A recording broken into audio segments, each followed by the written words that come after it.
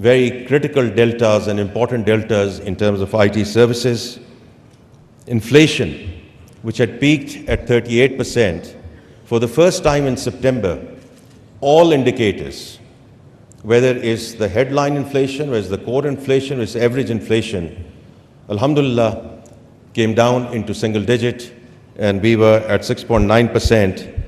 And inshallah, that trajectory will continue as we go forward. And on the back of that, we've seen the reduction in the policy rate. There's more to do on that front. But especially the Pakistani business community, which is sitting here, all our friends, hopefully are seeing jo samarat hain uske in terms of the reduction in Kaibo, because that's what impacts you in terms of your lending rates. And inshallah, we will continue to see those markup rates continue to come down so that we can start seeing lending back into the private sector. And when we talk about the private sector, someone just mentioned to me that, and I want to say that in a lighter way, that last time I was here at this conference, and this is the second summit, I'd said if the private sector has to lead the country, then the private sector has to be sitting in front, and the government functionaries have to be sitting at the back. So I'm very grateful to the organizers of this conference who have exactly done that, where we give due credit and remain respectful to our business communities, both on the Pakistan and the Saudi front, in terms just of the seating plan. Now coming back to the economy at the moment, now what we've seen is on the back of this macroeconomic stability, we have seen credit rating upgrades. Now there's more to do on that front as we move towards B- at least. We have seen institutional flows coming back into the country, both on the debt side and on the equity side. And yesterday, we actually saw an all-time record high of Pakistan Stock Exchange. As a finance minister, I am slightly cautious about taking credit for the stock market, but it is a data point, and I thought it was important to mention that data point. We also had, during September, IMF approve and their board approve an extended program for the country. It has really two implications and two reasons why we wanted to go into this extended program. One was to bring permanence to the macroeconomic stability, and I just mentioned a few things which are happening on that front. And the second thing is to execute the structural reforms which have been elusive in this country. Under the guidance of Prime Minister Shahbaz Sharif, we are now well underway in terms of structural reforms, whether it's on the taxation side, whether it's on the energy side, whether it's the state-owned enterprises. And we are very clear in the government that the government has no business in being in business. The government has to provide policy framework and policy continuity. It's the private sector which has to lead this country, and therefore we welcome all the delegates from Saudi Arabia, because this sort of re-emphasizes the importance that we put in terms of B2B businesses as we go forward. And we are very clear, we need to execute these structural reforms. We are very committed to these structural reforms so that we can get from stability to a path of sustainable growth, inshallah. Ladies and gentlemen, Excellency, Deputy Prime Minister, we are at a good place on the economic front, and we are open for business. As the ministers who would follow me and Minister of Commerce has already made a very strong, put a very strong proposition in terms of why Pakistan is a very important destination for investments, inshallah, going forward. I would like to just conclude by thanking Kingdom of Saudi Arabia, the Royal Court, in terms of providing the necessary support throughout the turnaround journey over the last 12 to 14 months. And I would be remiss if I don't express my personal gratitude to my dear brother, Minister of Finance, Honorable Al-Jadaan, with whom I have interacted over the last 6 months very, very frequently. And I do want to, as I said, express my sincere thanks appreciation and gratitude for his personal guidance, his engagement in terms of where we are. We owe a lot to him and the Kingdom of Saudi Arabia. Thank you very much.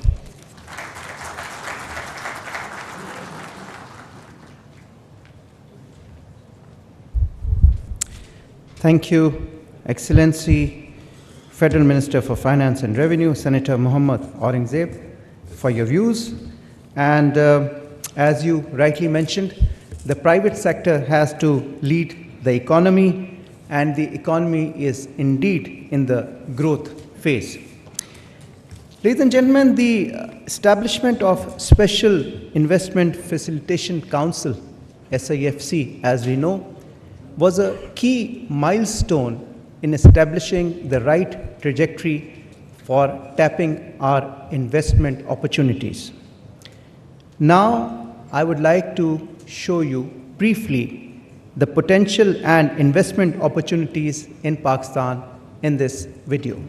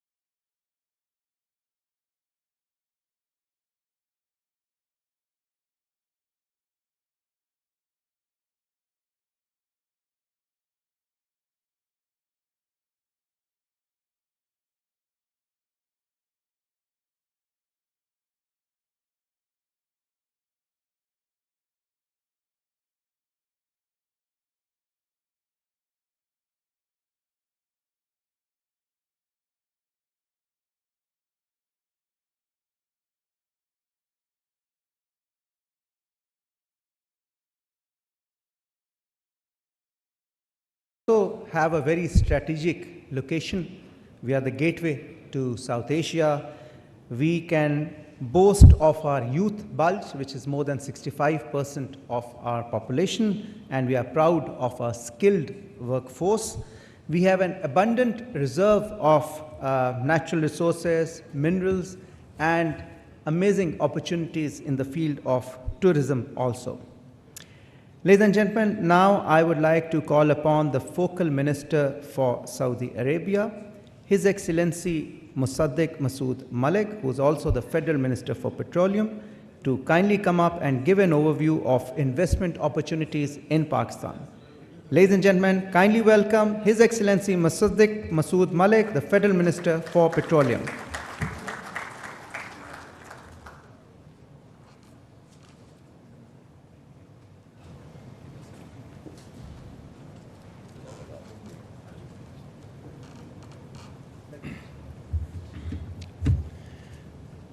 First of all, I would like to welcome my boss, the Deputy Prime Minister of Pakistan, Senator Ishaq Dar.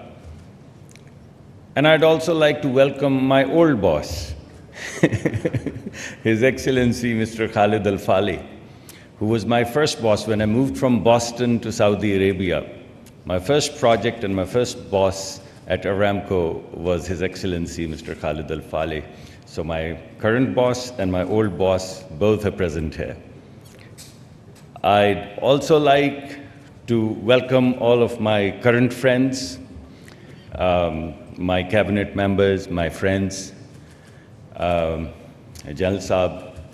I'd also like to welcome my new friends, particularly His Excellency Mr. Ibrahim Al-Mubarak. Thank you very much, the entire delegation, for visiting Pakistan. I have worked with many of you in the past in Saudi Arabia, so it's wonderful to see you again in Pakistan. When I used to go there, I used to feel that's my second home. Now that you're here, I'd like to welcome you to your second home. There is no doubt that we've had historical ties. Saudi Arabia is one country which has been Pakistan's ally forever. No matter how you cut it, you look at it economically, Saudi Arabia has been there.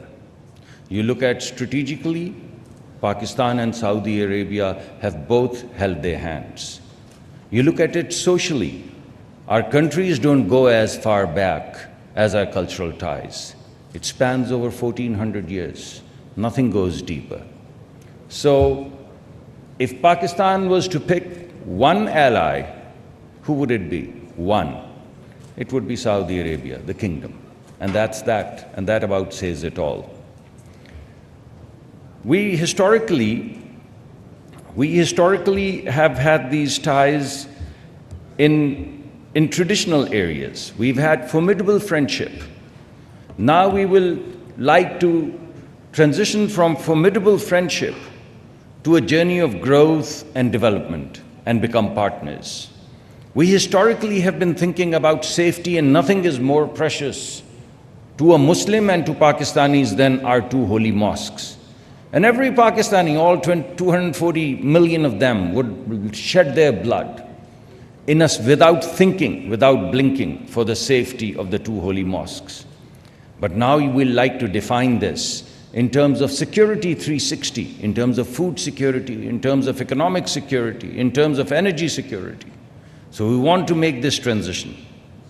We've been exchanging, trading forever in our domestic markets. But there's a big revolution brewing outside globally, and we'd like to plug jointly into now these global value chains. And so far, we've been producing a lot of commodities, and Saudi Arabia has a lot of exposure to the oil economy. But out there is an industrial 4.0 revolution going on, for which both countries are ready. And we'd like to join our hands and move from where we are to this new destination. And ladies and gentlemen, what all I have said, it ties in very neatly with the grand vision of His Royal Highness the Crown Prince seamlessly ties into it. If you look at the kingdom's vision, what do you see? You see growth. And when you look at Pakistani economic vision, what do you see? You see exports. So growth in Saudi Arabia, exports from Pakistan, they tie together. That's our journey. What else do you see? You see resource-intensive clusters and energy-intensive clusters in Saudi Arabia.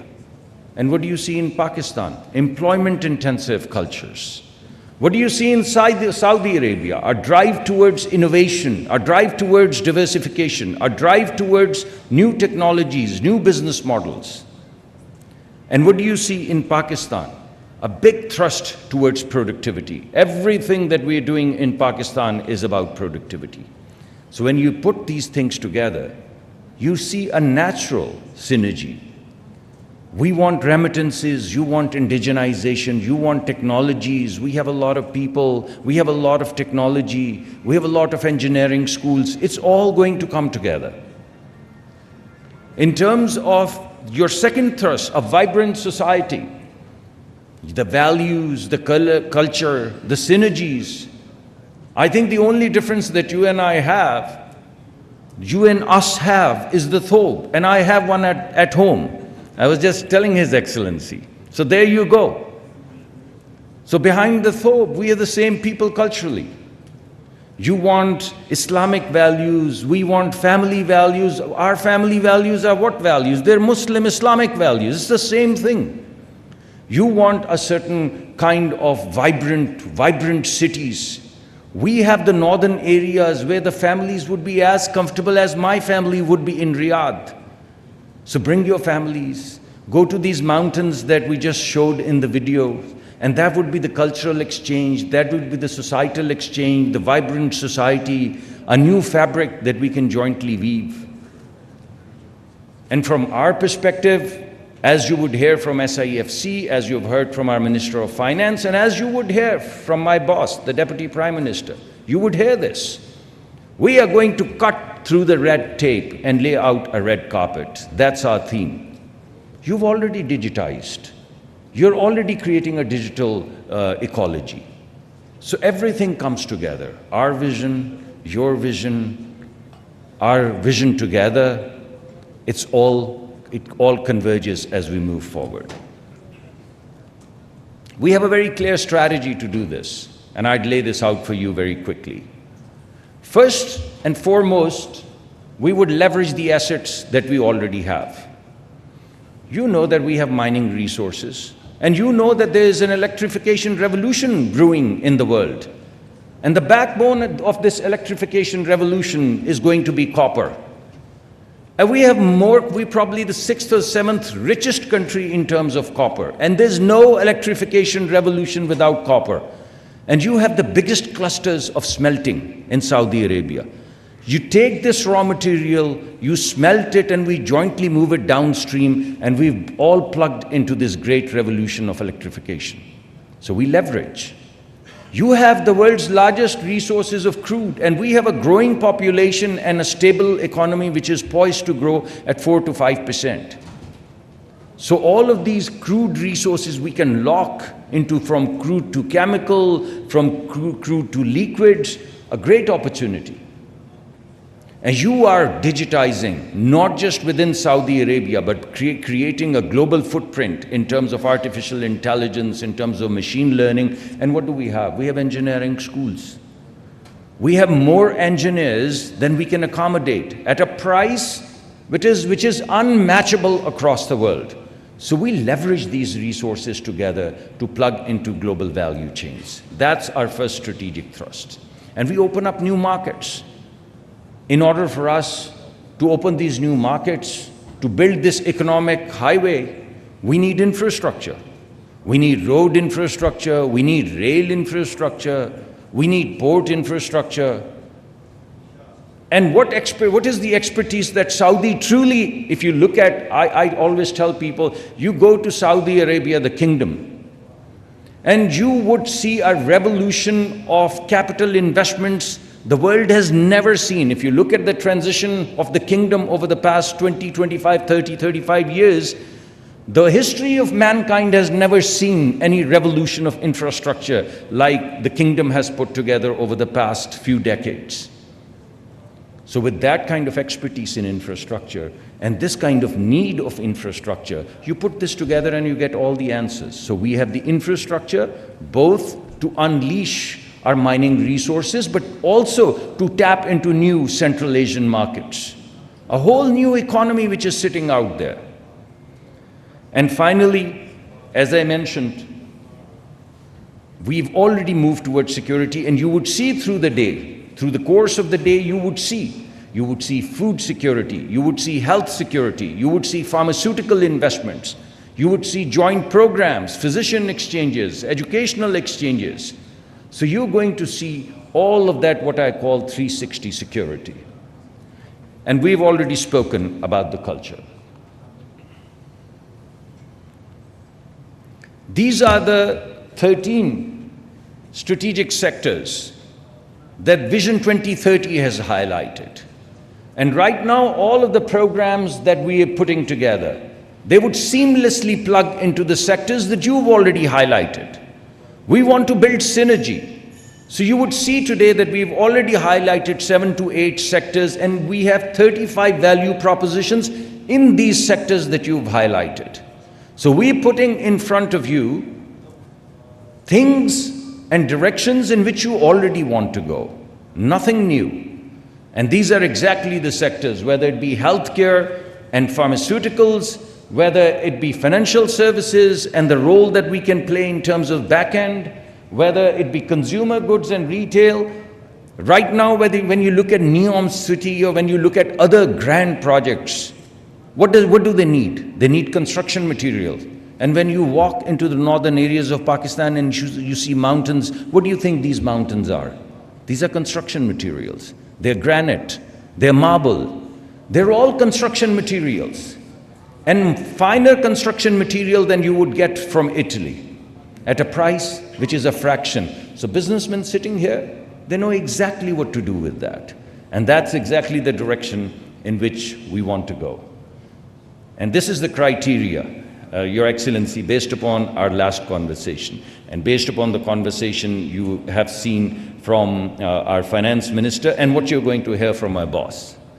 You will see that we're going to titrate every single project that we put in front of you against these evaluation criteria, against investment returns, risks, capabilities, strategic and innovation and technology.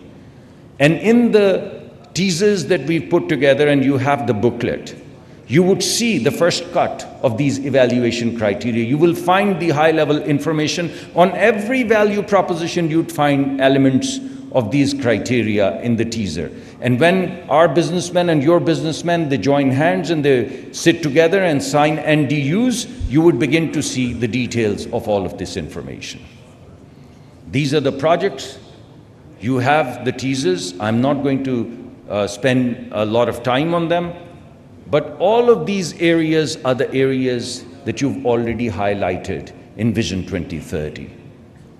Our success, your success, jointly together would bring about a revolution. And I'm confident that we'd be able to participate in it and make a success of it. And in order to make a success of it, as our Chief of the Army Staff yesterday also mentioned, we've put together SIFC. When we say from red tape to red carpet, what we mean is SIFC. What used to happen in a year now happens in a month. Very soon, it will happen in a week. We've put together a strategy which is going to de-risk you. And right now, we've hired the best in class people to take these ideas, to take these teasers, and make them very detailed value propositions through process of due diligence and business plans. I'm sure we'll succeed, but only if you hold our hands. Thank you very much for your attention.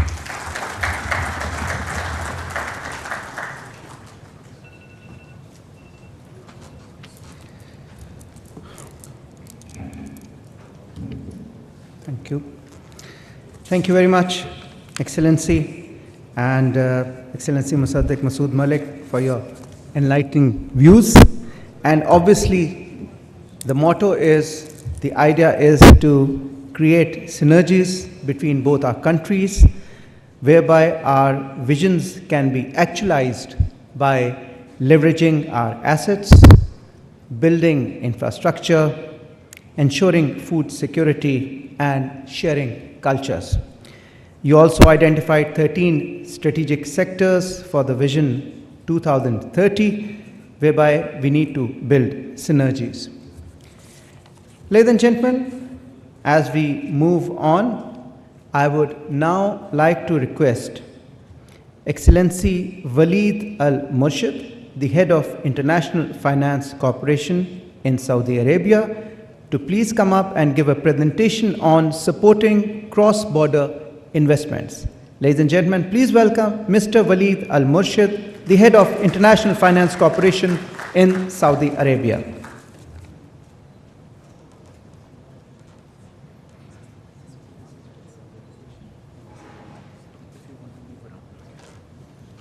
Assalamu alaikum wa rahmatullahi wa barakatuh.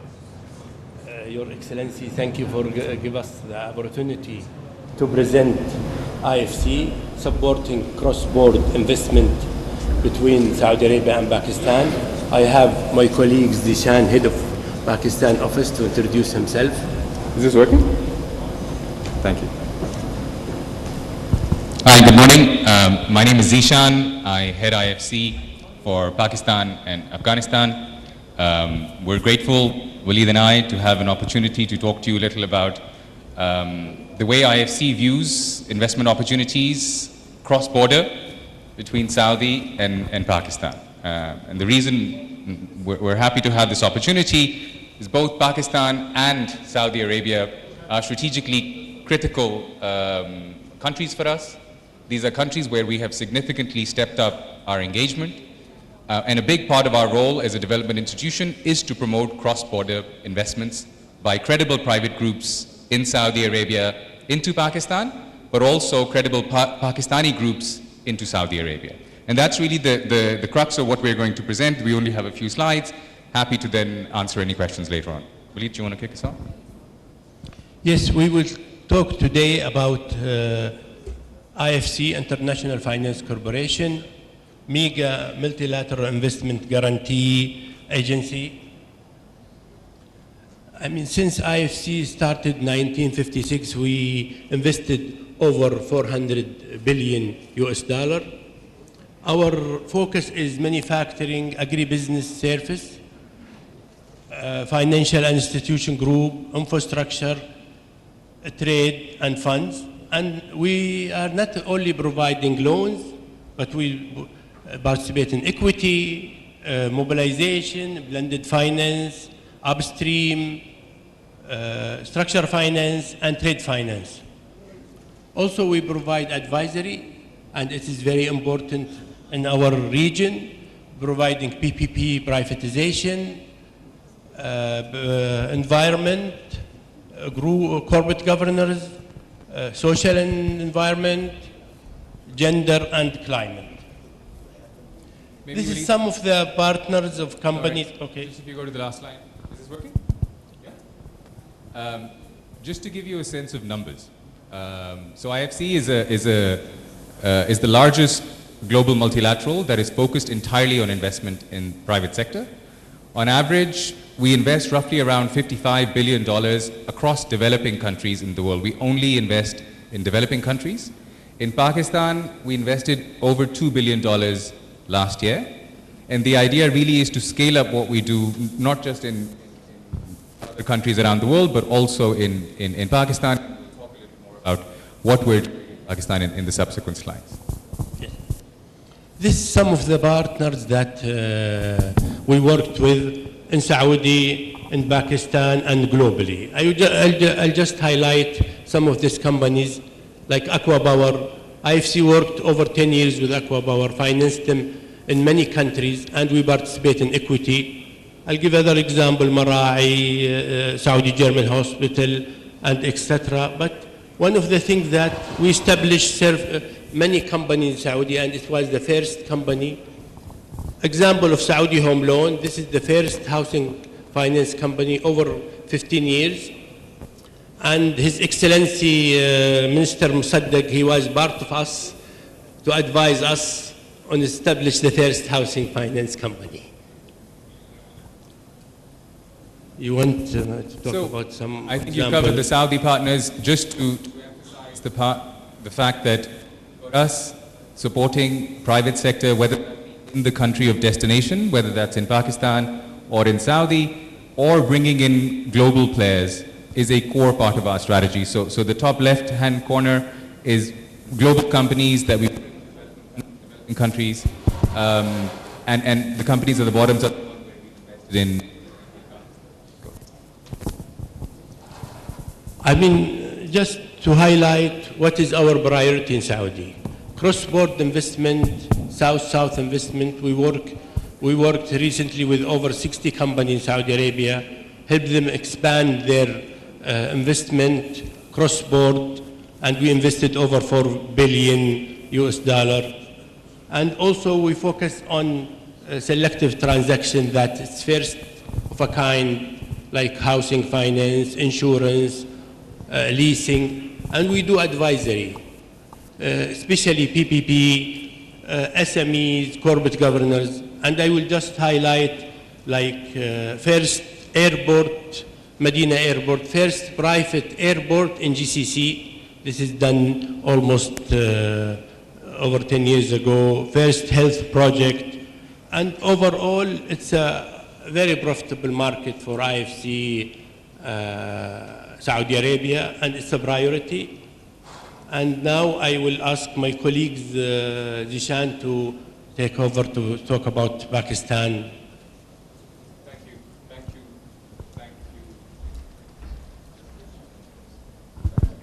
Thank you, Waleed. So just to give you a little bit of an overview on what we've been doing in Pakistan and how we view things going forward. So IFC has been active in Pakistan for over 50 years. We've invested in pretty much every sector of significance in Pakistan over the years. We've invested through all sort of cycles over the years, and we continue to grow our engagement in the country. Our experience in Pakistan overall has been positive, and there are two lessons we've learned from our engagement in Pakistan in particular, but also in developing countries. One, if you have a long-term view on the opportunities in Pakistan, the fundamentals of Pakistan, there is significant value to be generated from investments. As Waleed said, we have invested in equity and in debt across the country. We measure returns on our equity in dollar terms. We are profitable in Pakistan over the last 20, 25 years in terms of return on equity. That is despite some of the devaluation and other issues. That gives you a sense of the value that can be generated here. The second lesson we've learned is the importance of good partnership. And if there is one message, I'd like to leave with colleagues from Saudi, is identifying the right partners who are in it for the right values and the right vision that you have. For us, that has probably been the single most important lesson of investing successfully in Pakistan. And that is an area we can help. We have significant presence here in the country with Waleed and our growing office in Riyadh. Obviously, we have significant connectivity in Saudi. We consider it part of our role to help credible businesses on both sides connect. Just to give you a sense of some of the things we've been doing, we've been involved in several firsts in Pakistan on the infrastructure side, energy, LNG, transport side, financial sector, etc. We have grown our portfolio in Pakistan about 3.5 times in the last 2.5 years. And that is despite the relatively challenging 2.5 years that Pakistan has had. And the reason we have done that is because we believe in the long-term potential of Pakistan, and we learn from the experience we've had here over the years. Our annual commitments in Pakistan, which in 2022 were about $500 million, are now close to $2 billion, and we expect that number to go up going forward. If you go to the next slide, I'll only pick out a few things in terms of the sectors that we see as opportunities and are actively engaging in. Many of those have been highlighted by earlier ministers who spoke. We see the opportunity that exists in realizing Pakistan's export potential. It is a sector that is underrepresented by the private sector here. So for us, a key area of support is businesses that are in manufacturing that are looking to export. We are also very much focused on the climate and sustainability agenda. Anything on energy, transmission, distribution, transport, ports. We're also now very actively involved in the mining sector, particularly in copper, as was mentioned earlier. So for us, we see a number of opportunities across the infrastructure space as well as in the manufacturing space, where our focus is very much on enhancing competitiveness of Pakistani private businesses and realizing their export potential. And a lot of the time, again, in terms of our learning of being here in the market, is businesses here have capital, but are keen on access to foreign know-how. That is something that Saudi corporates who have exposure to other parts of the world can bring. So there is a lot of synergy that can be generated between the technical expertise and the capital that may come from Saudi groups with the Pakistani companies here that have ambitions to grow.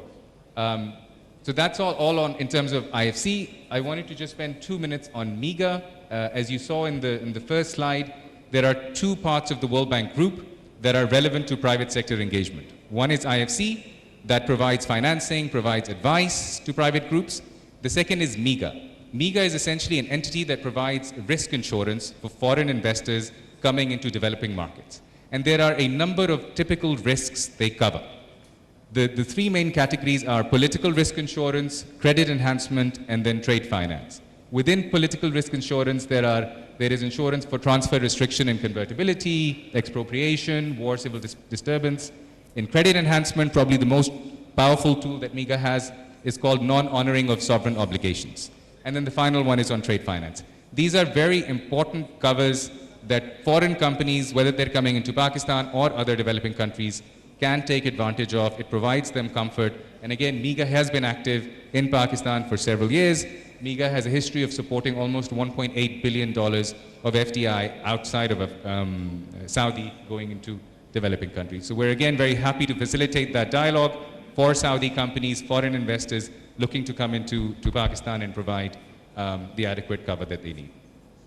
I think we'll bring our presentation to a close. Thank you again for the opportunity. Again, very happy to support the initiative, both on the Saudi side as well as on the Pakistan side, to increase private sector to private sector engagement. Please consider us as a partner in this. Thank you. Finally, I would like to thank His Excellency Engineering Khalid Al-Faleh for his support for IFC and making this happening. And we assure you that our team in Riyadh and in Islamabad ready for Saudi companies or Pakistani company for any support that they need. Whenever they need, we are available. Thanks a lot for this opportunity. Assalamu alaikum wa rahmatullah.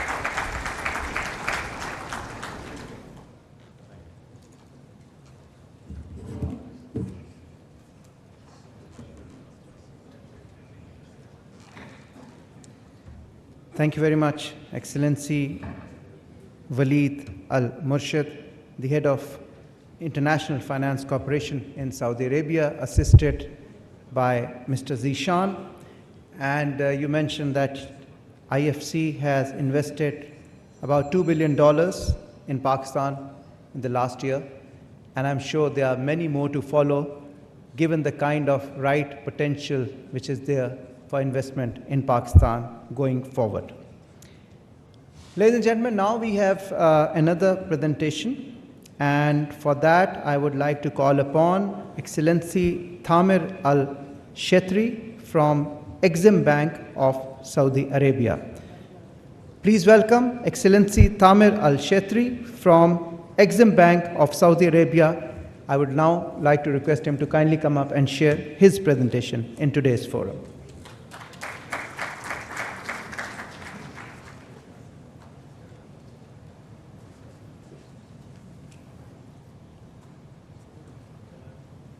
Your Excellencies, the Prime Minister, Your Excellency Engineer Khalid Al-Faleh, Excellencies, the Ministers, the ambassadors, ladies and gentlemen, distinguished guests, Assalamu alaikum wa rahmatullahi wa barakatuh. Actually, it's my first visit to Pakistan, but even though I feel home, I would like to quote what His Excellency Khalid Al-Falih said yesterday. We are sharing the same values, the same faith, and even the same culture. And I hope that we will share a bright future in front of us because of the bright plans that we both have in front of us. I would like to speak about the Saudi Exim Bank, but speaking about this entity, extending to speak about the vision of Saudi Arabia, because the Saudi Exim Bank just started 4 years ago with the spirit of the Saudi vision. Actually, 7 or 8 years ago from now, we established, His Royal Highness Prince Mohammed bin Salman established the Saudi Vision 2030, which is the second wave toward the future for the Saudi economy. We are changing the composition of the Saudi economy. In the 70s, it was the first wave of the Saudi economy. The oil price at that time was booming, so we established many funds and many companies and many entities that help us at that time to be rich at this time. We hope that this plan, which is one of the most developed plan for the future in the Saudi and even the region in general, will help us toward the future to be a well diversified economy with a rich and wealthy assets. We hope that we will synergize our plan with what is going on here in Pakistan. Speaking of the Saudi Exim Bank, Saudi Exim Bank is a financial institution started to provide credit solutions for the financial institution and for the private sector to help them to access to liquidity to import goods or services from Saudi Arabia. We are part of the National Development Fund, which is a fund that we established to group all of the incentives that we help in Saudi Arabia. We are even under the Vision 2030 through the NIDLIB, the National Industrial Development and Logistic Program, which was headed by His Excellency Khalid Al-Falih. As I mentioned, our goal is to help the Saudi to diversify our economy aside from oil. So we are helping the Saudi exporter and even the importer from outside of Saudi Arabia to import from Saudi goods and services. In general, we are working to maximize the economic impact of Saudi Arabia by working hand in hand with our clients to achieve the financial stability of the bank and even for the economy in general by applying the best practice that is used in the international market in general. We are categorize all of our clients into two categories. The first one is the financial institutions. We are working hand in hand with them. We specialize a product for them called the line of credit and other product which is coming in the pipeline. It will help us and them to co-finance the financing for the trade in general. And the other category of the clients we are providing is the private sector. We are providing them with very competitive loan that they can utilize to import from Saudi Arabia.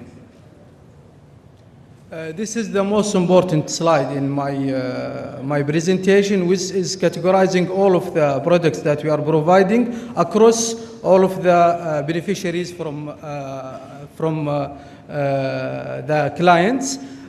We could see that our product is for all of 3 categories, and they all come beneficiaries from it. This is the main products that we have. It's categorized into 2 groups, the financing group and the insurance group.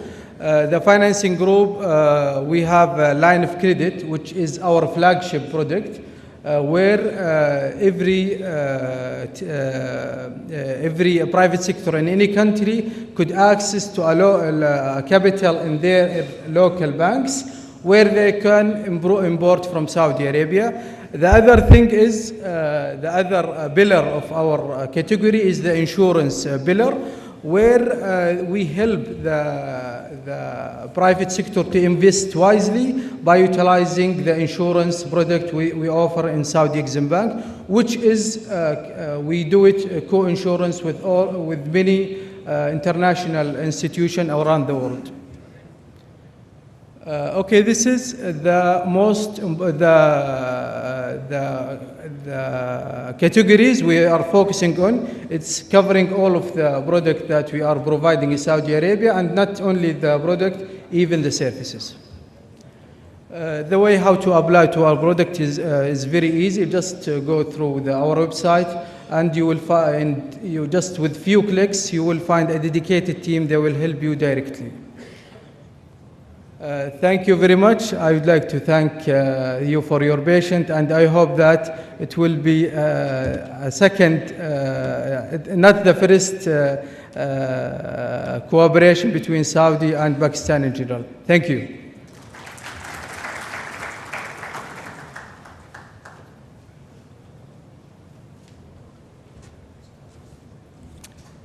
Thank you very much, Excellency Tamir Al-Shetri, representing Exim Bank of Saudi Arabia. And obviously, the main priority of Exim Bank is to facilitate trade and provide security for exporters, which is rightly being done. And obviously, you would like to capitalize on the potential that Pakistan is offering in terms of investments. Ladies and gentlemen, now I would like to call upon His Excellency Mr. Abdul Aleem Khan, the Federal Minister for Investment, to come and address this August gathering. Please welcome His Excellency Mr. Abdul Aleem Khan, the Federal Minister for Investment.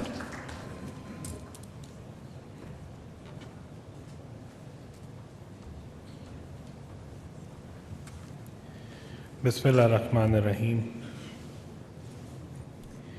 The Deputy Prime Minister of Pakistan, Senator Ishaq Dar Sahab, the Honorable Minister for Investment, Brother Khalid bin Abdullah Al-Faleh, my fellow cabinet members, the esteemed delegation members, distinguished guests, good morning and Assalamu alaikum. Being one of the last speakers, it's a great privilege, because when I came in the morning, I had a speech of like 10-20 pages. Now, after the speeches of my brothers, I am left with at least 1 or 2 pages. So, especially after the speech of my brother, the elder brother, Dr. Professor Musaddiq Malik, I have hardly anything to say, but I would still try to say something. It's my great honor to welcome you, sir, Your Excellency, and your esteemed delegation to Pakistan. I would like to thank the leadership of Saudi Arabia for extending invaluable support and assistance to Pakistan whenever Pakistan needed. The government of Pakistan and the people of Pakistan deeply appreciate the support provided by the kingdom during all these years. We are especially grateful to the custodian of the 2 holy mosques, His Majesty the King Salman bin Abdulaziz, and His Royal Highness Prince Mohammed bin Salman, The people of Pakistan pray for His Majesty's good health and long life. I am very pleased at the ongoing discussion between the government entities within the framework of Saudi-Pakistan Joint Task Force. I hope that your government and private sector delegates will have the opportunity to take forward some of these discussions during this visit. I am also confident that with the institutional and policy reforms that we have introduced, more Saudi investors will be encouraged to invest in Pakistan. I would like to congratulate the team of both sides for B2B MOUs and agreements which will be signed during this visit. The ongoing discussions, exchanges of visits, Saudi Arabia's commitment towards strengthening economic engagements within Pakistan, I'll highly appreciate it. I hope this forum provides a unique opportunity to build deeper commercial ties between Pakistan and Saudi Arabia. We invite Saudi businesses to explore the wide range opportunities of investment Pakistan has to offer. The Government of Pakistan through SIFC, Board of Investment, Ministry of Privatization is fully committed to support and facilitate foreign investors in every sector. Together we can create a future where economic cooperation between our nations drive mutual growth and prosperity. In the end, I am grateful to everyone who took time out, came here and participated in today's forum. Thank you so very much.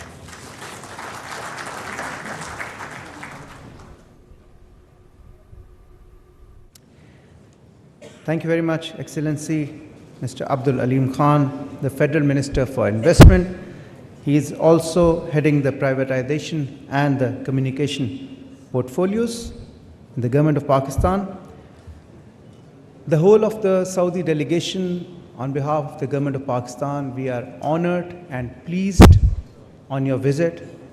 And Pakistan is known for its hospitality.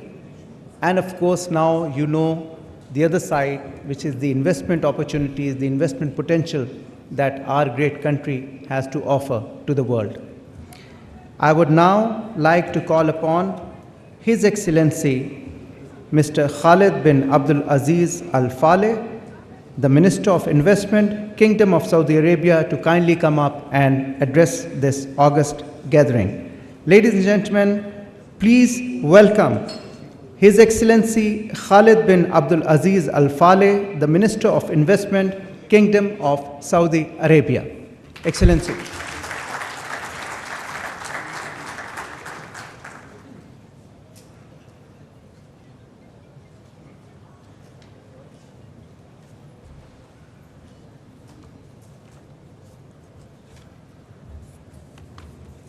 بسم الله الرحمن الرحيم الحمد لله والصلاة والسلام على رسول الله. Your Excellency, Honorable Deputy Prime Minister, Minister of Foreign Affairs, Ishaq Dar, Your Excellency, Honorable Ministers, members of the Cabinet of Pakistan, the ones who spoke so warmly and so eloquently, and indeed in a very convincing way, about a great value proposition that is standing in front of us and is ours to lose, and inshallah we will not lose it, given the vision and the determination of our leaders, of our people, and of our great, vibrant private sectors and investors from both sides, who I am honored to be with in this Saudi delegation and to have the opportunity to interact and meet with our colleagues and partners from the Pakistani side. Let me thank everyone who spoke about the warm welcome. And I can tell you, we felt the warmth of the Pakistani friendship. We felt the bond just as the door of our airplane opened last night, before we felt even the warmth of the air of Pakistan. And we have been embraced with open arms, open hearts, every second of our presence here, like every time we come to Pakistan. This is not my first visit. I've been here quite a few times, and every time we come, we see that Pakistan is not a second home. It is indeed just another very close home to us, and we are not amongst friends, we're amongst family.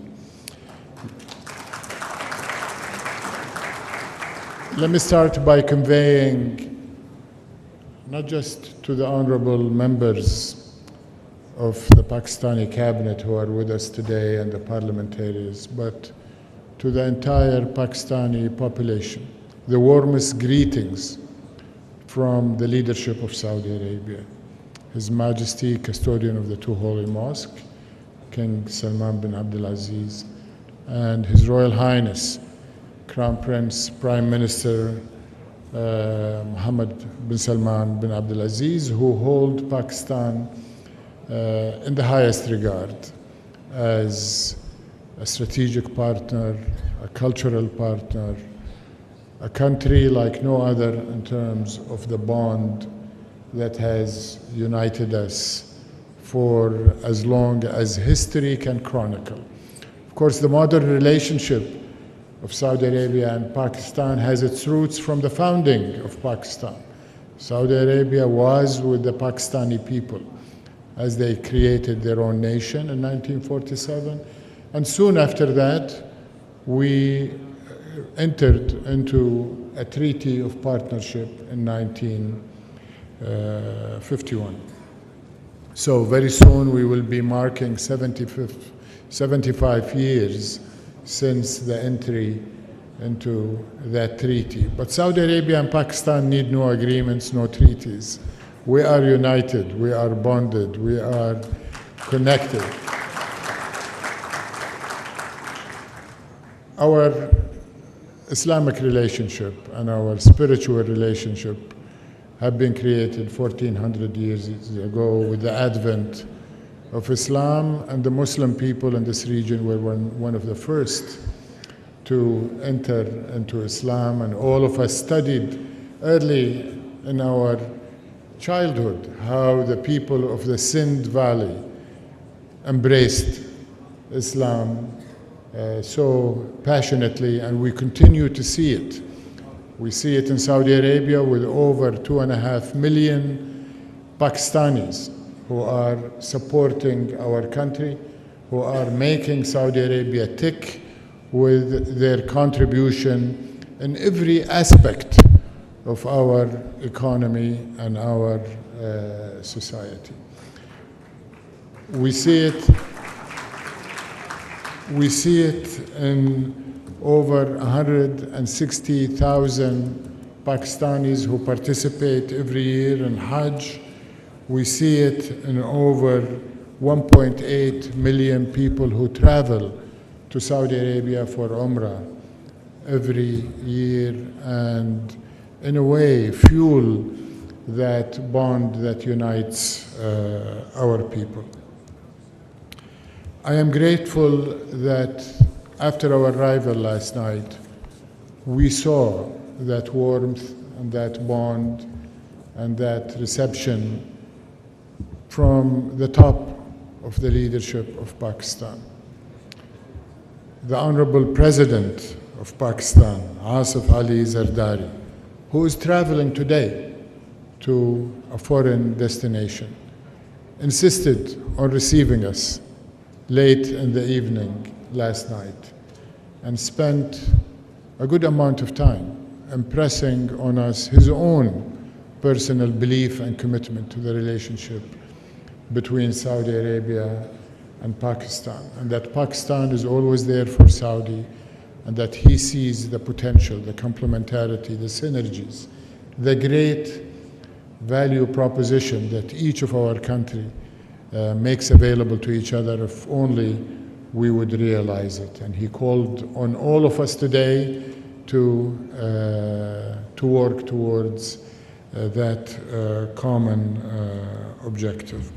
We spent a good amount of time with the Honorable Chief of the Army Staff General Sayyid Asim Munir Shah, and he spoke also from the heart, as well as from the mind, as well as expressing in numbers that are very, very compelling what the value proposition to the Saudi private sector from partnering with Pakistan. And he expressed his commitment that he will see to it that all matters of red tape will indeed be replaced with a red carpet treatment for Saudi investment. And he recalled how he and Crown Prince Mohammed bin Salman saw to it to create this special one-stop shop, a special single window,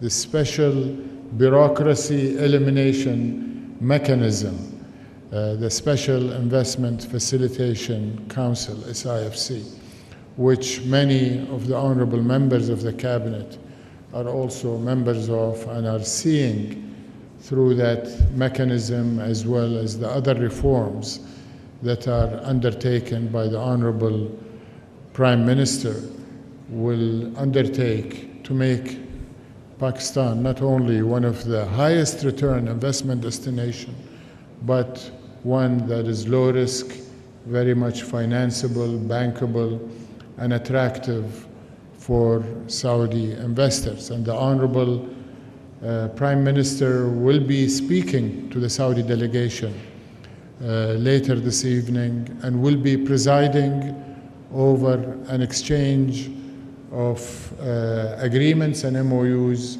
totaling 27 that will be signed throughout the day. Many of them have already been negotiated and agreed, and will be announced today, over $2 billion.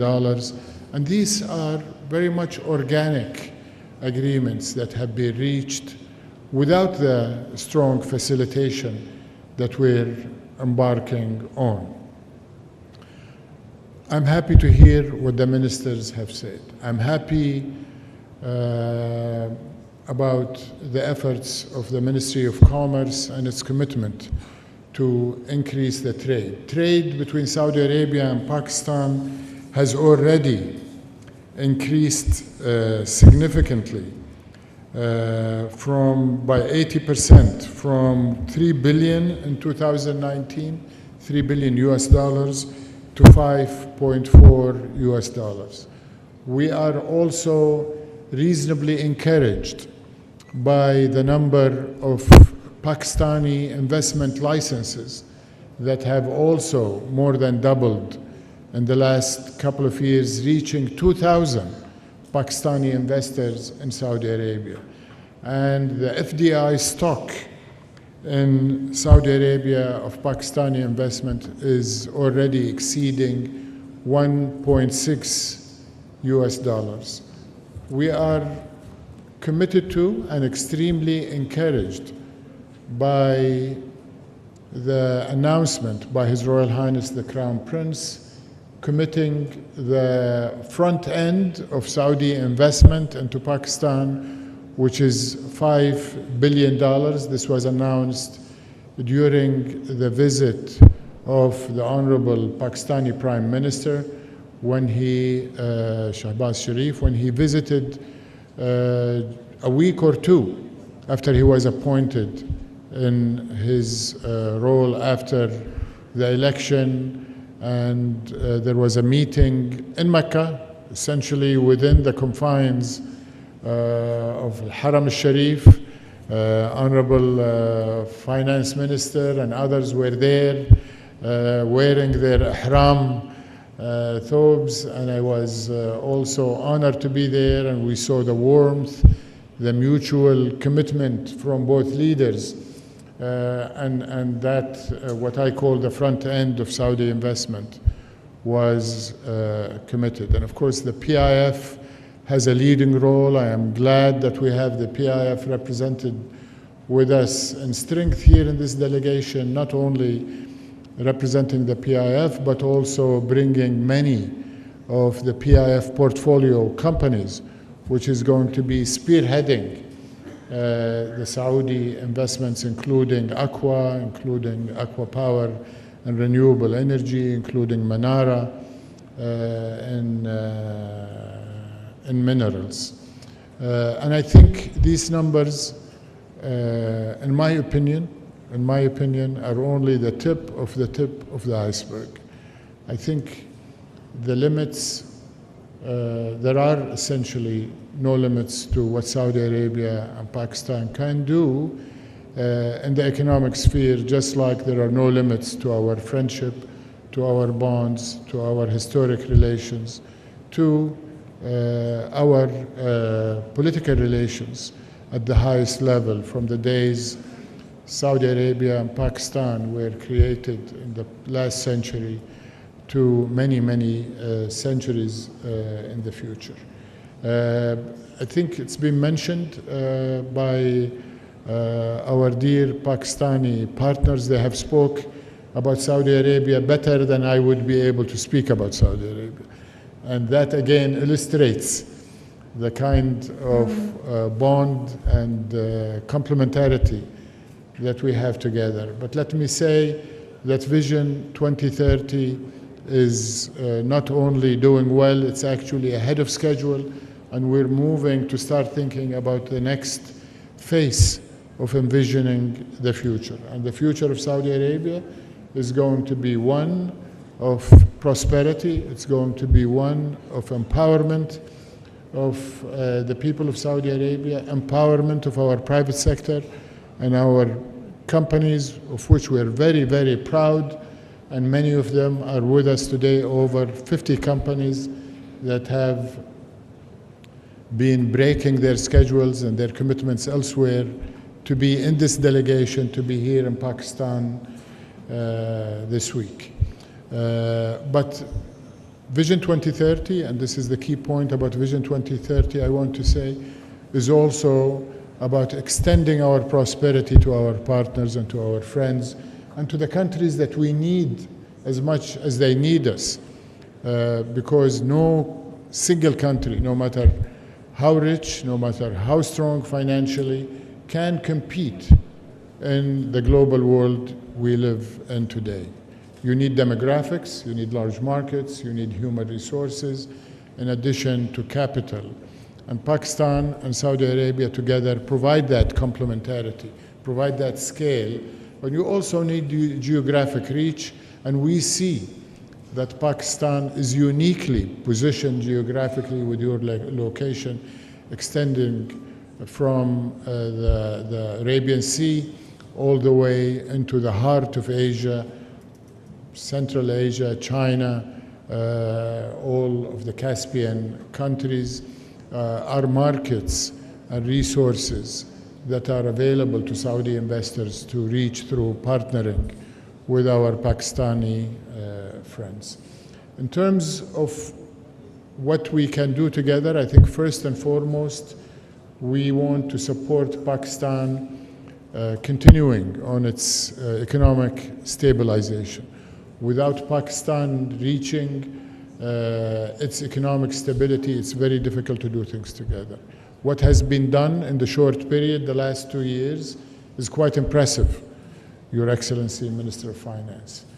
And we think it's only the beginning, because once the momentum is created, there is no stopping you, and Saudi Arabia has been and will continue to be your partner to achieve that economic stability. A key element for the private sector from Saudi Arabia to contribute to is substituting exports that we are getting from other markets to more valuable, higher quality, and indeed lower cost exports from our brotherly nation of Pakistan. And we heard from the leaders yesterday not only about the mining and the natural resources, the granite, the marble, the building materials, where Saudi Arabia is the largest construction site in the world. Make no mistake about it. And we will be, in the next few years, awarding construction and material procurement contracts reaching about 1.8 trillion US dollars. Last year, the value of construction and EPC procurement, including materials, was $150 billion. This year, it's 180. It will be about $200 billion annually of contract and material procurement awards year after year. Unfortunately for us, but in a way, fortunately for our partners here in Pakistan, a lot of the input into those contracts is going to be imported. And we want it to be imported from Pakistan, all things being equal. In fact, we will compromise a little bit to make it come from Pakistan. So a great opportunity. Beyond trade, I think investing jointly in Saudi Arabia, investing in Pakistan, investing in third countries that are adjacent to Pakistan is an area that, as I mentioned earlier, with no limits.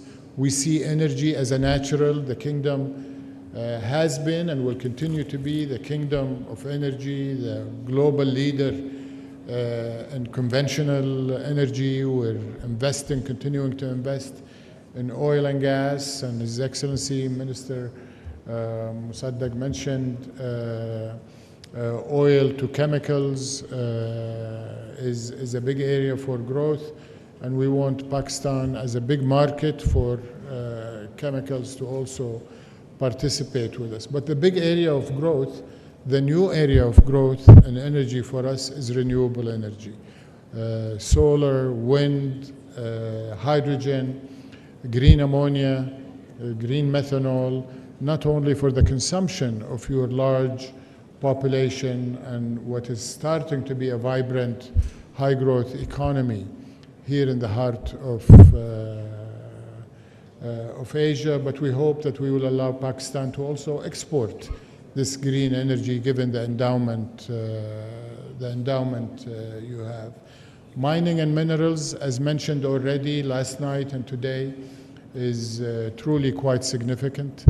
Electrification is already sweeping the global economy. Saudi Arabia is committed to it. All of our auto manufacturing sector is centered around EVs and electrification.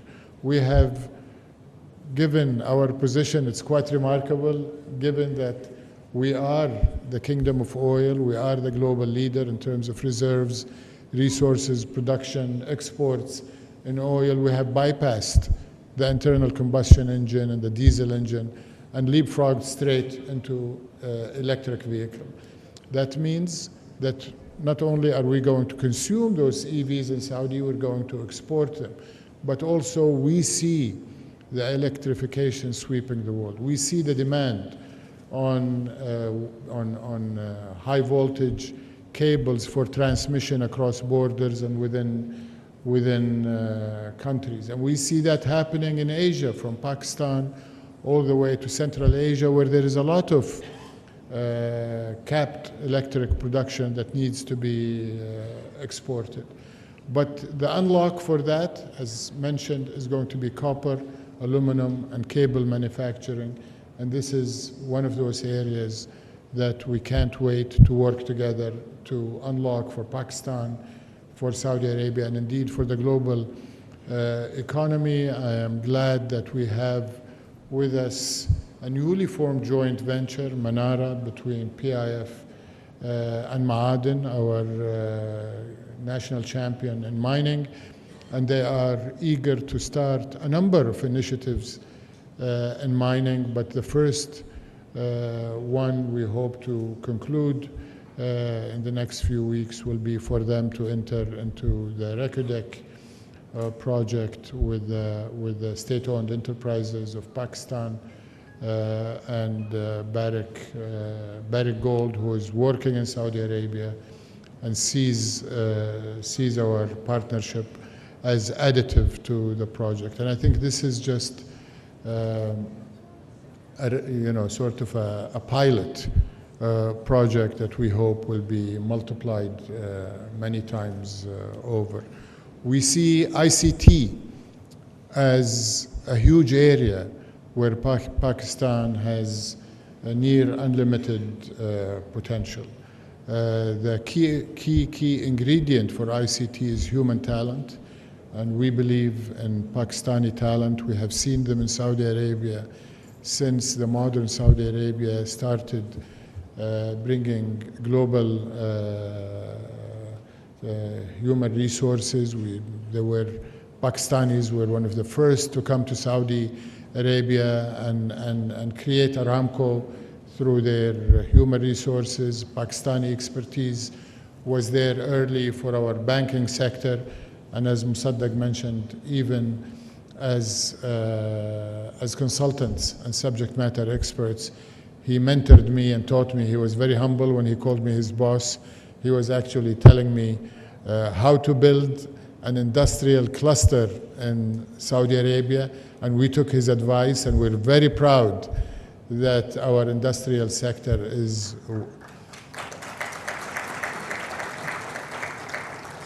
one of the fastest growing, the most competitive, certainly in the region, and we aspire for it to be a global manufacturing and industrial powerhouse in Saudi Arabia.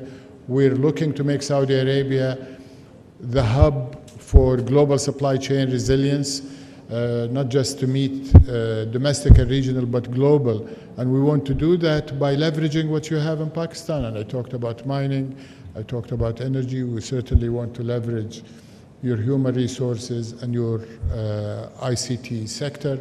We have coined our reshoring initiative in Saudi Arabia as green shoring, to bring that green energy, and I think we can extend that concept to Pakistan if we can employ the Saudi companies that are active in renewable energy generation to embed it in some of the mining resources that have been mentioned, given that Pakistan, I understand, could be the fourth richest country in copper. So ICT, from manufacturing of components to software development, cloud computing, AI, data processing hub. Of course, food security has been brought to the fore with the recent conflict in Europe. The Russia-Ukraine war, I think, reminded the rest of the world that food security is a global issue. And it's certainly an issue in Saudi Arabia, where for generations we've been enjoying imports of Pakistani grains, especially Peshawar rice from my childhood. I remember it was our favorite food stock.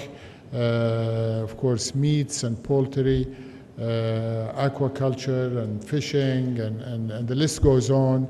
We believe Pakistan, as we heard yesterday from the Honorable Chief of Army Staff, can become again the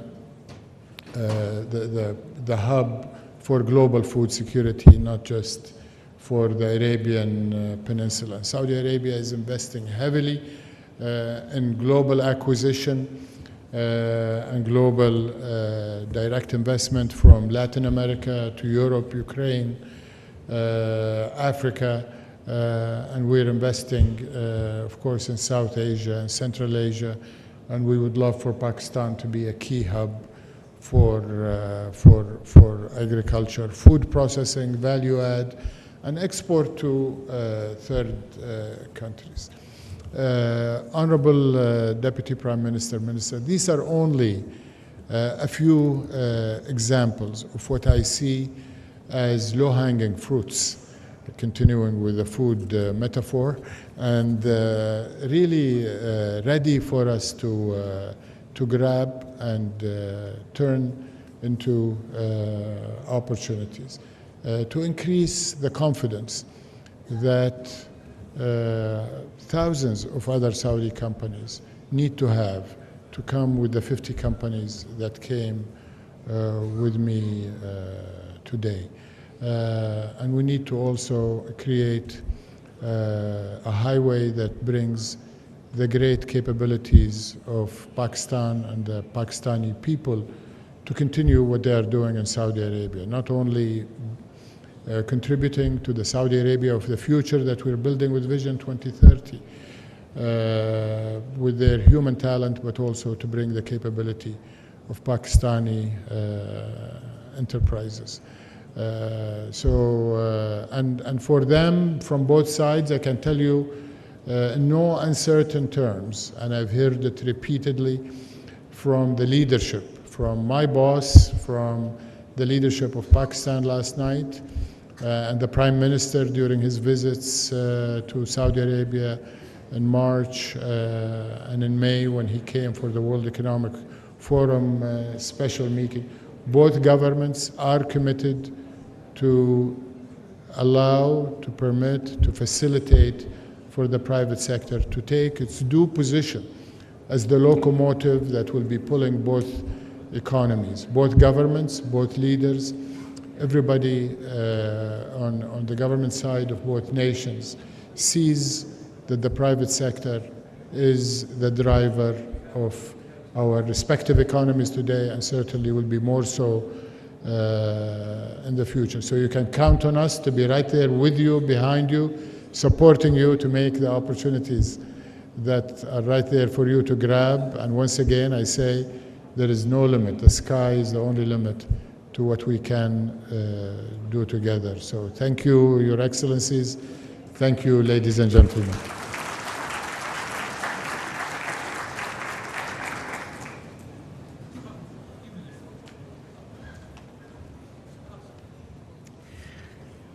Thank you very much, Excellency Mr. Khalid bin Abdul Aziz Al Faleh, the Minister of Investment, Kingdom of Saudi Arabia, for your kind words.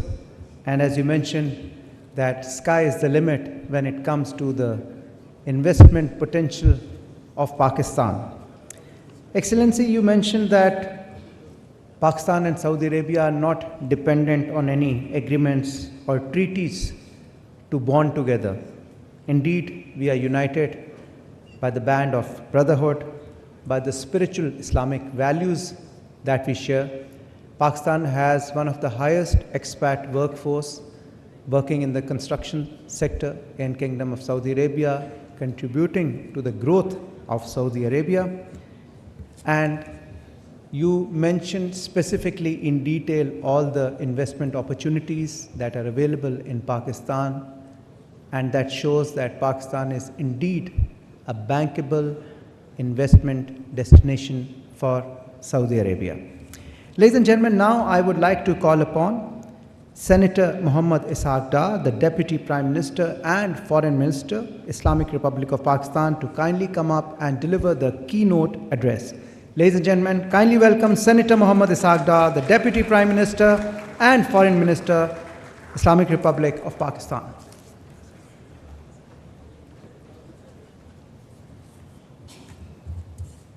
Bismillahirrahmanirrahim. Nahmaduhu wa nusalli ala Rasoolil Kareem. Excellency, Minister for Investment, Engineer Khalid bin Abdul Aziz Al Faleh, Honorable Vice Minister Investment and members of the delegation from Saudi Arabia, Honorable Cabinet colleagues, worthy National Coordinator SIFC, government officials, Pakistani business leaders, ladies and gentlemen, Assalamu alaikum and very good morning. It is indeed a great pleasure to listen to our great guest, Engineer Khalid Al Faleh, very candid response to my all colleagues. Combined together, he covered everything. And my compliments to you, Excellency, that perhaps you have also curtailed my speech as well. Thank you very much indeed. It is indeed a distinct honor and privilege to welcome you all, dear brothers, from Saudi Arabia in Islamabad. which is, I would call, your own home. I won't use the word second home. This is your own home. This occasion marks yet another chapter in the enduring friendship and strategic partnership between our two brotherly countries. Pakistan and the Kingdom of Saudi Arabia have a deep-rooted, time-tested relationship. This bond enriched by shared history, faith, and values holds a significant place in Pakistan's foreign policy. The people of Pakistan have always held the custodian of the two holy mosques and the Honorable Crown Prince, His Royal Highness, and the leadership of Saudi Arabia in the highest esteem. I would like to take this opportunity to express our profound gratitude to the Saudi leadership for their unwavering support on multiple occasions.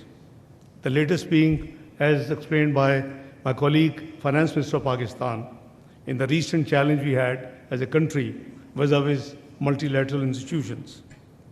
We remain firmly committed to the sovereignty and territorial integrity of Kingdom of Saudi Arabia and stand ready, shoulder to shoulder, with our Saudi brothers and sisters through thick and thin. We are thankful for the welfare and the hospitality which is extended to the over 2.5 million Pakistani diaspora who call Saudi Arabia their own home and are also contributing to the economy and the development of Saudi Arabia, as well as making huge foreign exchange remittances to Pakistan, which certainly helps to reach the current account deficit and the fiscal deficit issues which Pakistan had faced in the past. We gather here at a pivotal moment in the history of our bilateral cooperation.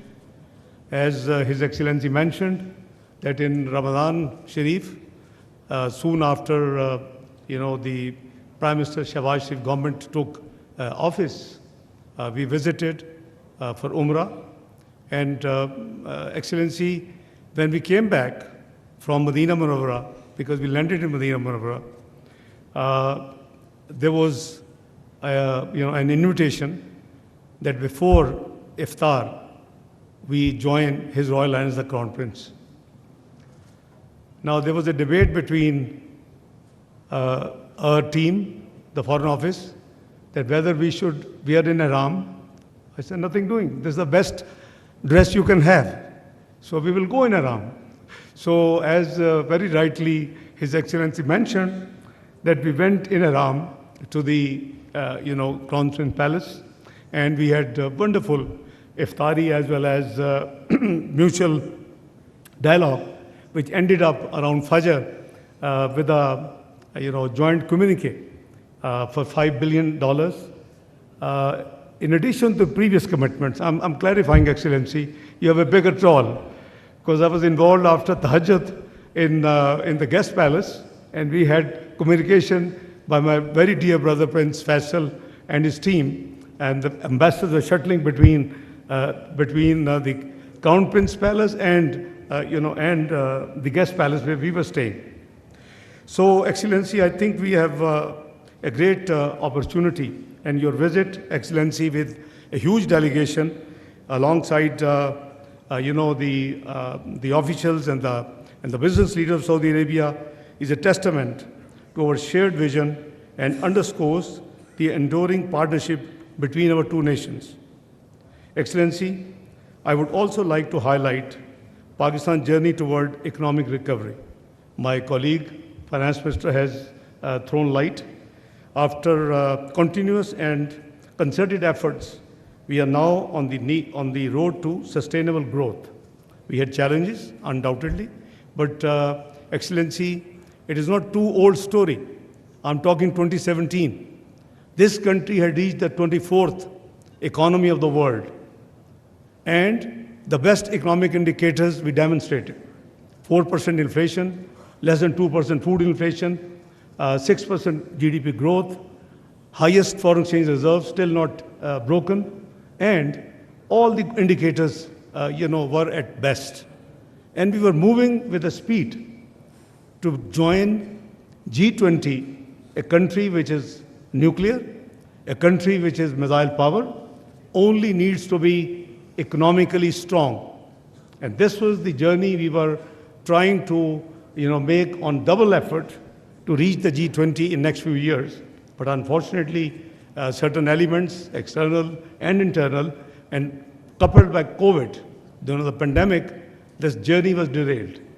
So we are back. Prime Minister Shahbaz Sharif made double efforts during his last tenure, 22-23, and now the focus is total economy, that we should go back to our goal of joining G20.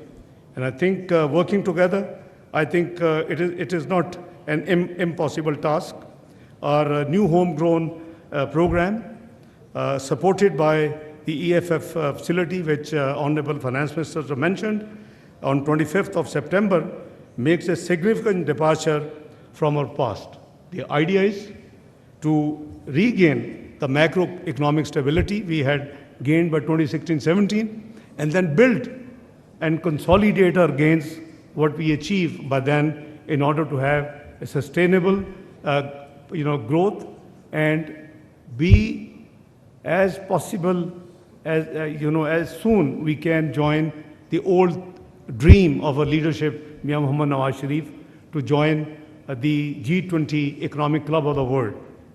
A strategy revolves around reforms aimed at promoting productivity and competitiveness, fostering both domestic and external competition, and creating space for private investment.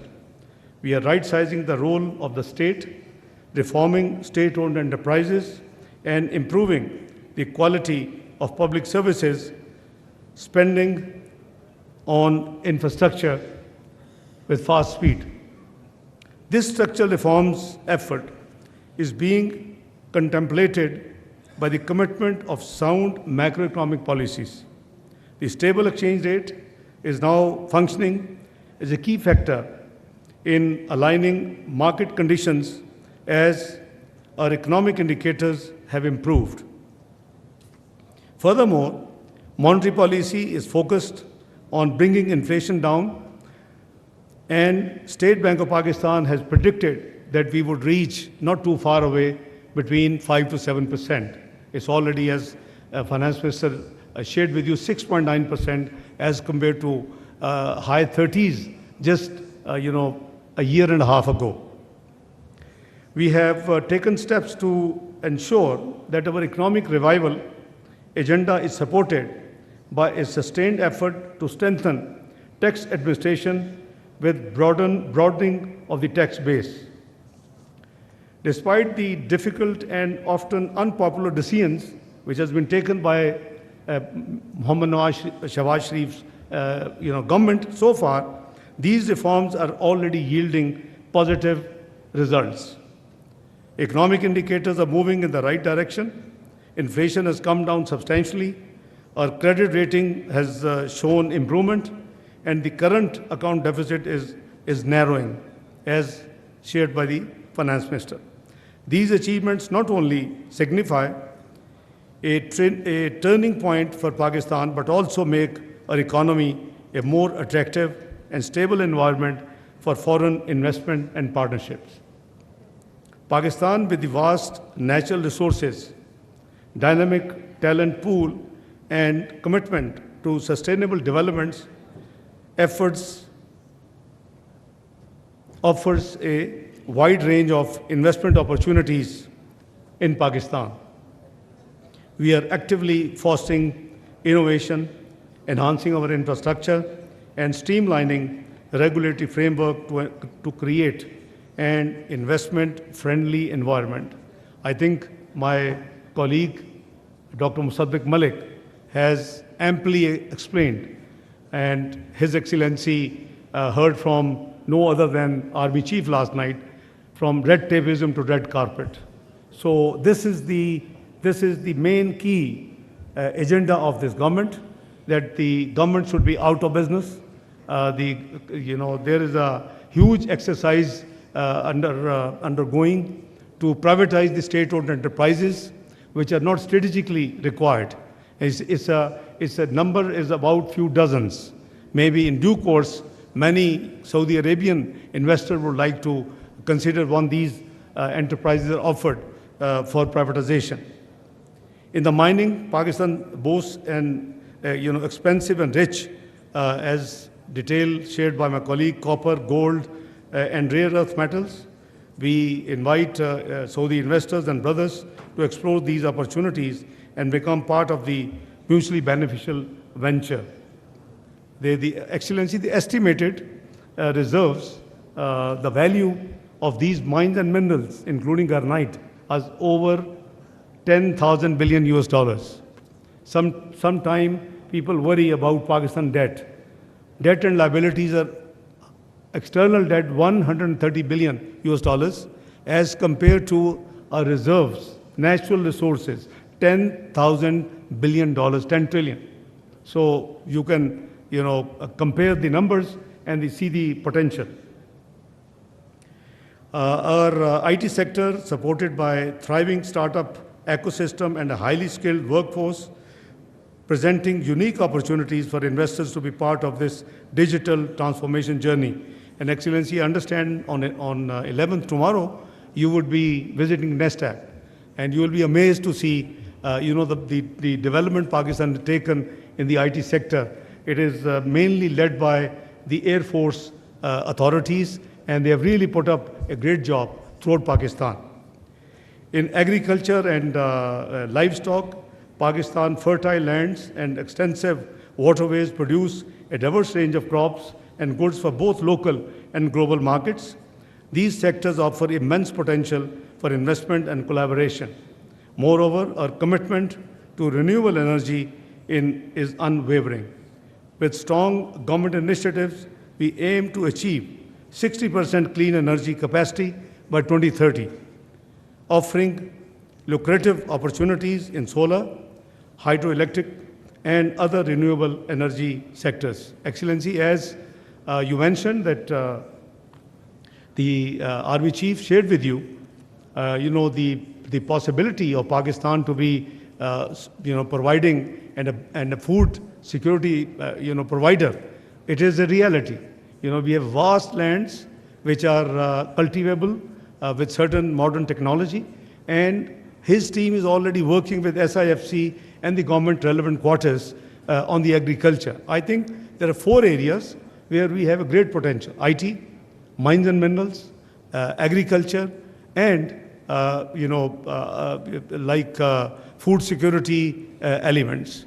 So let me assure you that your visit, Excellency, marks a significant milestone in our bilateral relations. We look forward to the signing of multiple memorandums of understanding, and thank you for the valuable participation of yourself, your team, your Vice Minister, and Excellencies and the business delegations who are here. I may be missing the historic MOU ceremony. I was just sharing with Excellency, the Investment Minister of Saudi Arabia, that I am being asked to accompany our President of Pakistan to Turkmenistan for an official visit of just a day, but it's their 30 years constitution celebrations. So if I get leave, I'll be happy to join. But otherwise, I'm sure my prayers and my duas will be with you for all the success to you and your delegates. Excellency, the MOUs include, I understand, wide range of sectors, mainly semiconductors, energy, livestock, manpower, and IT.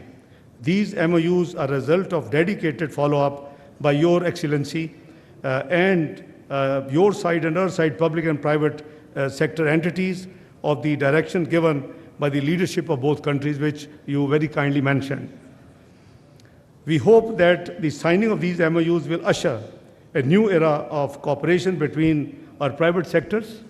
I would also like to commend the honorable members of the Saudi delegations for their commitment to do business in Pakistan.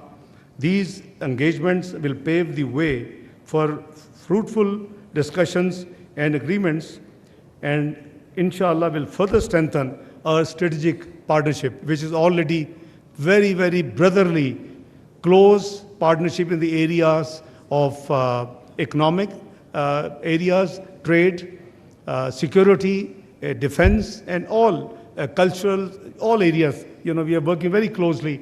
But I think with your, guidance, your help, and your leadership qualities, I'm sure we can reach to a new strategic highest level, ever high in the history of both countries.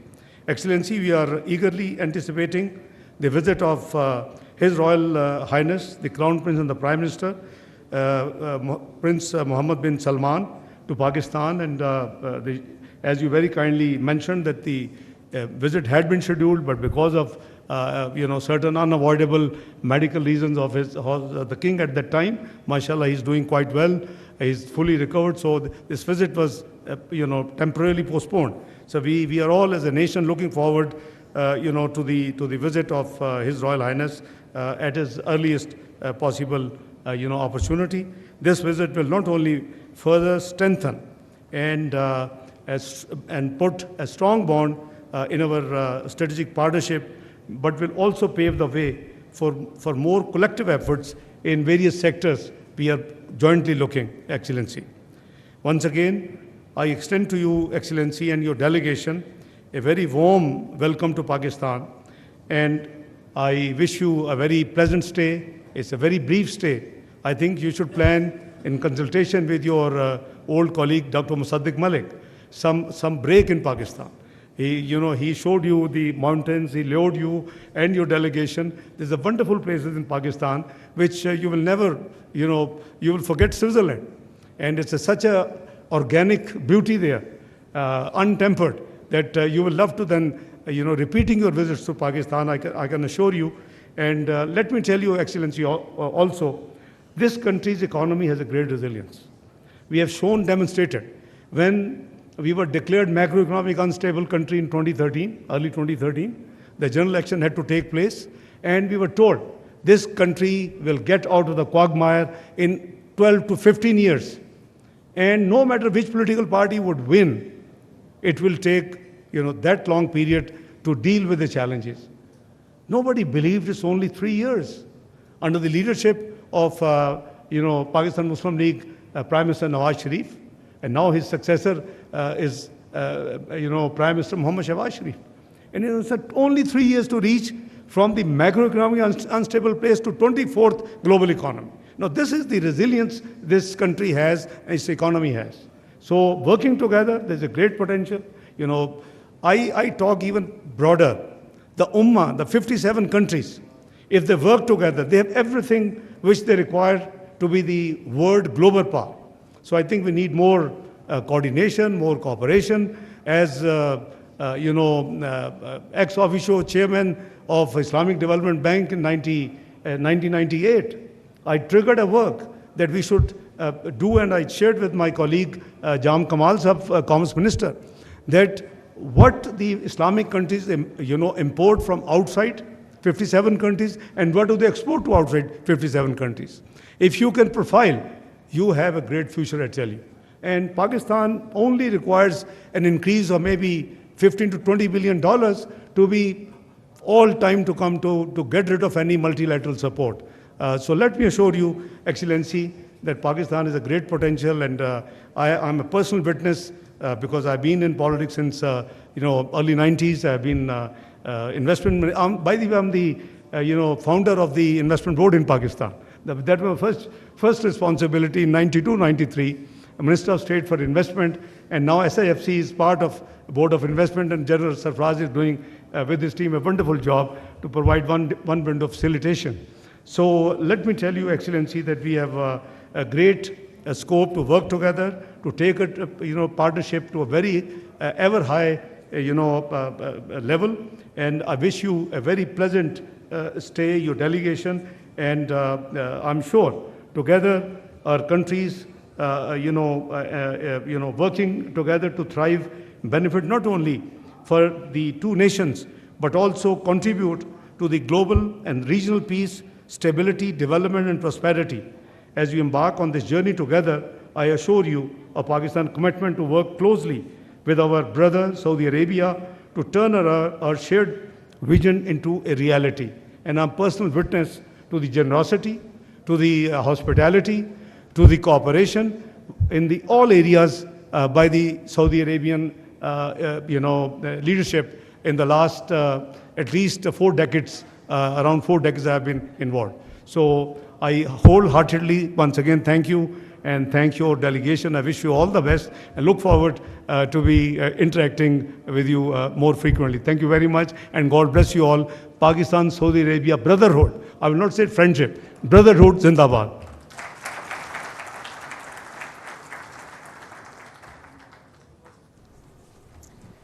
Thank you very much, Senator Muhammad Ishaq Dar, Deputy Prime Minister and Foreign Minister, Islamic Republic of Pakistan. You rightly reiterated the deep-rooted, the time-tested friendship between Pakistan and Saudi Arabia, the brotherhood that we share. You also mentioned the specific structural reforms undertaken lately to boost the economy of Pakistan, which are bearing result. You mentioned the 4 main areas of investment: the IT sector, the mining, agriculture, and obviously the food security.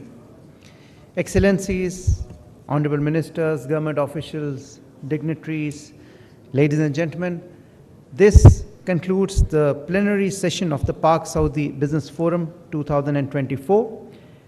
May I request you all to kindly proceed for the sectoral breakout sessions in the respective boardrooms, which I'll just be announcing. The food and agro sector session will be held in Shamadan 3 near the main lobby. The energy, power, petroleum and mining session will be held in Kehkashan 2, which is across this door. The industries and trading session will be held in Kehkashan 3, which is across this door. The information and communication technology would be held in Kehkashan 1, which is also across the door. And the construction session will be held in Shamadan 2, which is near the main lobby. And beyond this, the Saudi and Pakistani companies who will be signing memorandums of understanding are requested to kindly remain in this hall, and we'll be having the signing here only. So with this, we come to the conclusion of this session. Thank you very much, ladies and gentlemen, for attending. Once again, a warm welcome to our Saudi dignitaries. Pakistan Zindabad. नाज़रीन, पाकिस्तान सदर business forum का इस्लामाबाद में इनेकाद। नायब वज़ीर आज़म वज़ीर ख़ारजा Mohammad Isaac डार ने forum से खिताब में कहा कि पाकिस्तान दो तरफ़ा